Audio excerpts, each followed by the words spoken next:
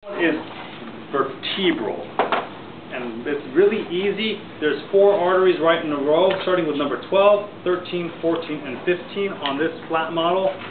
12 is vertebral, 13 is the thyrocervical trunk artery, 14 is costocervical trunk, and 15 is suprascapular.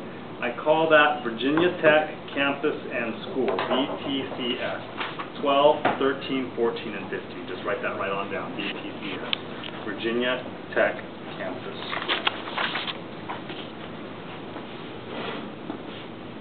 So 12 is vertebral, 13 is the thyrocervical trunk artery, 14 is the costocervical trunk artery, 15 is the suprascapular artery.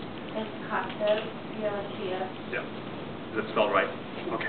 It's not? No, it's you forgot to be second note. Oh, okay. Thank you. Let me fix that. It says costocervical. I'll fix that on there. It's still one letter off. I'll give it to you.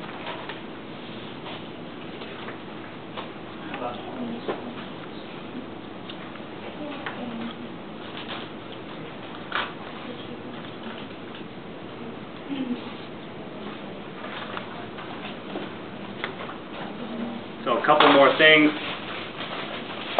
Please write on your list. So Dr. Mitchell does Virginia Tech Campus School over here. The other ones are pretty obvious because you've got your subclavian arteries. These are all, I don't need to go over those again. He may tag, which he'll try to trick you. If he tagged a blue vessel in the lung, what would you write that down as if it's blue in the lung? You're going to call it a pulmonary what? Vein. Artery. Pulmonary artery. So Dr. Mitchell will do that. Or he'll tag the red structure in the lung, which would be the what? Pulmonary vein. So just remember in the lungs, he's going to try to trick you there. So we got the red in the lung is a vein? Yes. And the blue is an artery. Just remember, it's tricky. You got to think opposite. All right, Virginia Tech Campus School. There's a couple more.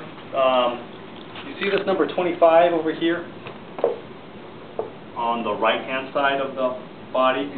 Put number 25 is the dorsal scapular artery. It looks like the suprascapular artery. However, on this one, it's the dorsal scapular artery.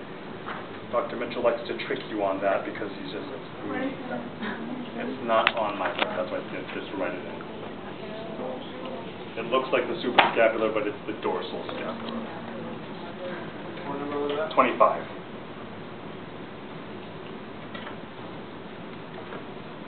So that's the D, and then this G, great saphenous vein. You see this long vein going right down the leg? That is the great saphenous vein.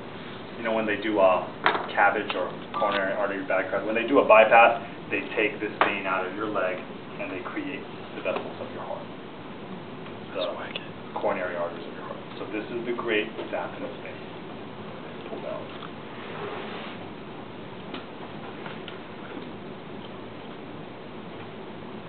Any questions so far? So just remember Virginia Tech Campus School, and then somebody says Virginia Tech Campus School does good. D and G, dorsal scapular and great saphenous vein. Those are the biggies that I need you to know on this one.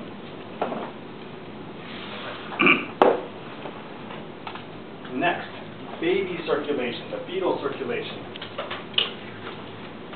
This is what we need to study here. That should be on your list.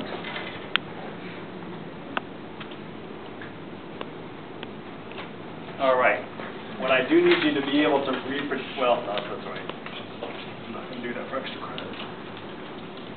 So, in fetal circulation, we have to learn that the baby has some bypasses, because the baby in utero, when he has the umbilical cord, he's not breathing, obviously, because he doesn't need to breathe when he's in amniotic fluid. So, what we need to tag here first is the placenta. That's this big thing that you see right here.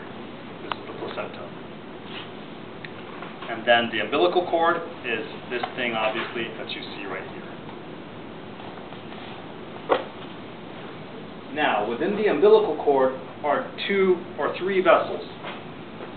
And again, this is just like the heart. If I say artery, it's going to be blue, and if I say vein, it's going to be red. Just like the pulmonary system, The baby system is backwards, so please remember that. In the placenta, we have two umbilical arteries. So those are the blue structures we have here. And if I tag the red structure in the placenta, that is called the umbilical vein. And they're wrapped up in the umbilical cord, and they're going to come out right here to go to the baby. You see this red thing hanging off the umbilical cord? That is still called the umbilical vein. And this is still called the umbilical vein when it gets to the liver, but once it's in the liver, this red area right here inside the liver is the first feature of the fetal circulation. That is called the ductus venosus, is that what I said? That's the ductus venosus. It's a bypass that goes to the liver, okay? We don't want, so we want that to bypass the liver. And when you're born, after you're born, that ductus venosus becomes the ligamentum venosum in adults.